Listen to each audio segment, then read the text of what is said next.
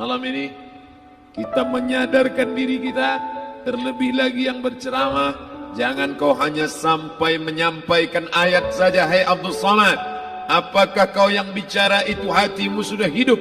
Senantiasa merasakan diri, aku orang paling hina, aku orang paling kotor, ditempelkan kening ke lantai di tempat yang diinjak tapak kaki, mengatakan bahwa aku bukan siapa-siapa. Umur diberikan Allah 40, 60, 70. Berapa yang kupakai untuk menolong agama Allah? Berapa yang kupakai untuk mengingat Allah? Mata, tangan, telinga, kaki akan diminta tanggung jawab di hadapan Allah. Dulu dibangga-banggakan, dihormati, dimuliakan. Yang kami muliakan Al-Mukarram, Al-Ustadz. Tapi pada saat tiba masanya, yang kita bawa tak lain tak bukan innallaha la yanzuru ila ajsamikum. Allah tak menengok badan, fisik, bentuk tubuh, baju. Ini sampulnya saja. Wala ila suwarikum, Allah tak menengok rupa, wajah. Walakin yanzuru ila qulub. Hati kamu yang bersih itulah yang kau bawa menghadap Allah Subhanahu wa taala.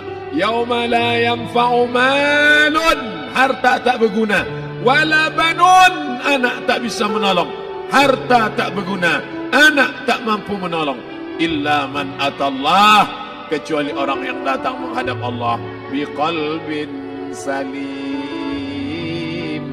dengan hati yang bersih, hati yang tulus, hati yang memercikkan cahaya iman, hati yang bersih dari hasad, busuk hati, sum'ah, riya, takabbur.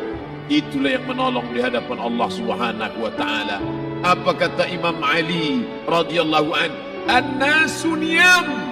Semua manusia waktu hidup itu tidur. Bapak tidur, ibu tidur, saya tidur.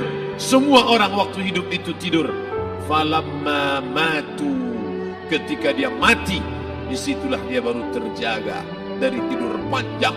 Saat Israel mencabut nyawa, ditarikkan adalah satu centapan yang kuat. Disitulah kita baru terjaga dari tidur panjang.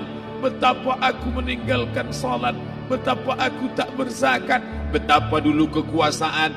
Aku lulus umur 30, pensiun 58, 28 tahun apapun tak pernah kubuat untuk agama. Sibuk membesarkan anak, sibuk mengurus warisan. Anak pun tak ingat dengan kita, karena kita lupa menanamkan pendidikan agama di dalam otak kepalanya. Harta yang banyak tak sempat menolong agama Allah. Anak tunggal semata wayang tak sempat dididik agama. Istri meninggalkan dalam keadaan stres susah hatinya, karena dia tak diajarkan sabar menerima ridha ketetapan takdir Allah. Dan paling celaka, tak pernah anggota tubuh ini dipakai untuk berzikir, muhasabah, mengingat Allah. Tak pernah mata dipakai menengok Quran, kitab suci Allah. Tak pernah dipakai hati merenung sejenak, apa yang akan kubawa mati menghadap Allah Subhanahu wa taala. Abdul Samad dari dalam tanah naik ke atas tanah, ceramah, masuk balik ke dalam tanah. Yang kau bawa apa? Baju koko tinggal, peci tinggal, pakaian kehormatan tinggal. Yang kau bawa kain tidak berjahit, disobek, kerak. Itu yang akan menyampul kulitmu, yang selama ini kau dimandikan, dibersihkan oleh ibumu dulu 60 tahun yang lalu. Sampai masanya kau lupa kapan kau dimandikan dulu. Sekarang ruh melihat, disebut dia ruh karena dia roha ya ruhu roh, seperti aroma semerbak yang datang pergi hinggap. Ruh sampai masanya dia datang masuk ke dalam jasad, ruh sampai masanya dia pergi meninggalkan jasad. Malam ini dimuliakan Al-Mukarram Haji Abdul Samad LCMA. Kenapa Abdul Samad ini dimuliakan? Karena ruh hinggap sejenak sebentar, sampai masanya besok pagi dia ruh keluar dari dalam tubuh ini. Anak yang katanya ayahku sayang, istri katanya kaulah abang, sampai masanya mereka tak lagi mau mendekat. Rumah itu saya yang buat, saya yang mengukurnya. Tapi begitu ruh sudah keluar dari badan, tidak satu pun semeter, sesenti, sejengkal, sehasta ada tempat di rumah itu untuk jenazah bernama jenazah Abdul Somad. Mana kawan, sahabat, andai tolan, anak menantu, teman sekantor, semuanya pergi meninggalkan. Yang tetap dibawa, kalau pernah kaki melangkah salat berjamaah di masjid, kalau pernah tangan mengusap kepala anak yatim, kalau pernah tangan mengucap subhanallah.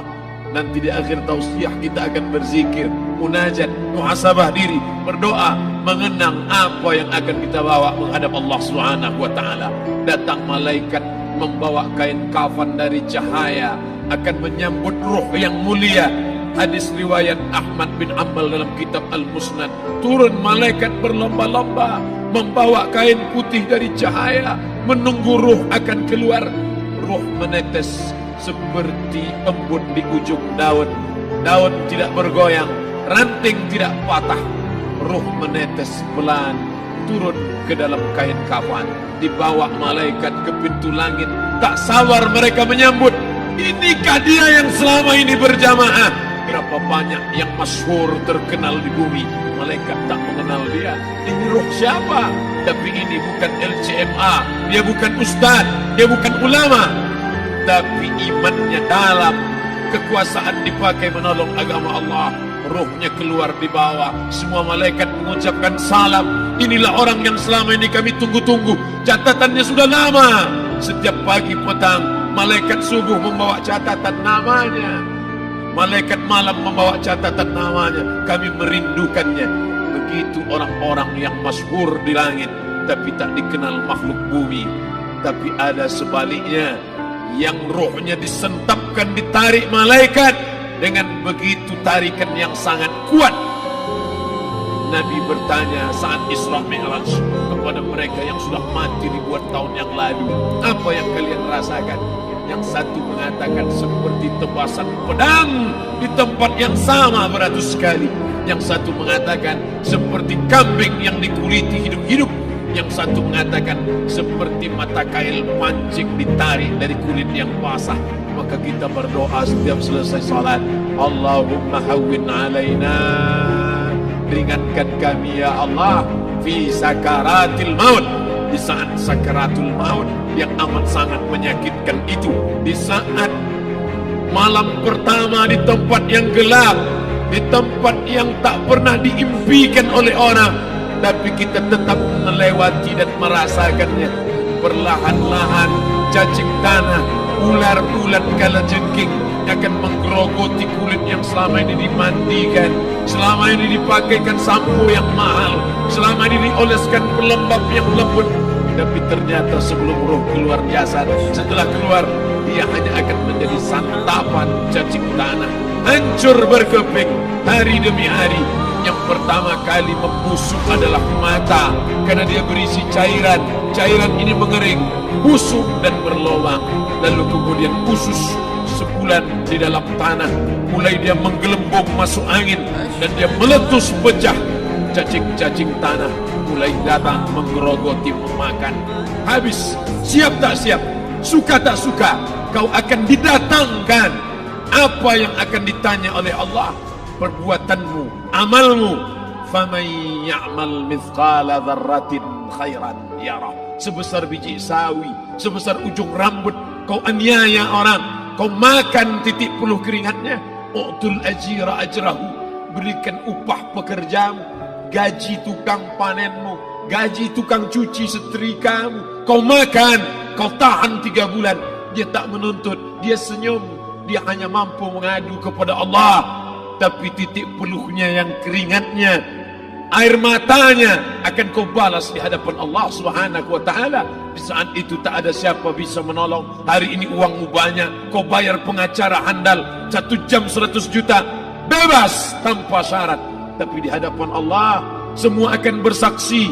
Al-yawma nakhtimu ala, lidah yang selama ini pandai bicara dikunci, ditutup Allah taala yang akan bicara. Wa tukallimuna aydihim wa tashhadu arjuluhum, kaki akan bersaksi, tangan akan bicara. Bima kanu yaksibun, yang pernah dilakukan di masa yang lalu. mata melihat, seolah-olah nyata perbuatan itu pernah dilakukan dulu. Kita lupa, kita tak ingat, tapi catatan malaikat terlalu terang benderang. Wa in kullun lamma jami'un ladaina muhdarun. Catatan dibaca sampai-sampai orang itu tak percaya. Ma li hadzal kitab, kenapa buku catatan saya ini la yughadiru saghiratan, yang kecil-kecil, wala kabiratan, yang besar-besar, ahsaha, semua tercatat dalam buku catatan yang nyata. Dalam surat Al-Isra apa kata Allah? Iqra.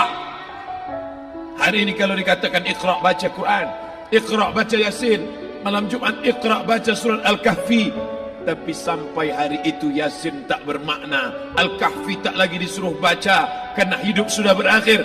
Iqra, baca. Apa yang kau baca? Kafa binafsikal yawma alaika hasiba. Baca buku catatan amal. Sampulnya dosa, isinya dosa. Catatan kakinya dosa, sampul penutupnya dosa, bibliografinya dosa. Sampai ia pun tidak percaya, kenapa aku hidup hanya dosa saja.